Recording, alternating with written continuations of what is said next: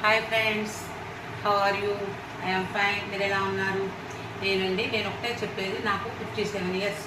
57 ఇయర్స్లో 7 ఇయర్స్ మాత్రమే నేను వాడికి కొంచెం దూరంగా ఉన్నానేమో ట్రాన్స్ఫర్ల మీద అటు ఇటుగా. కానీ 50 ఇయర్స్ మాత్రం మా తమ్ముడికి నేను రక్షాబంధనం కడుతూనే ఉన్నానండి.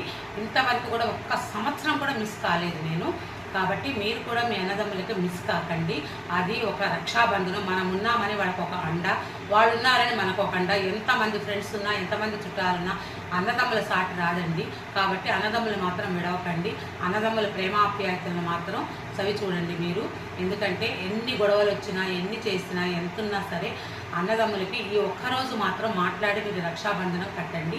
ఇదే నేను కోరుకునేది. ఎందుకంటే ప్రపంచంలో ఏ ప్రేమనైనా కొనచ్చు, కానీ అమ్మ ప్రేమని, అన్నదమ్ముల అనుబంధాన్ని మాత్రం కొనలేమండి.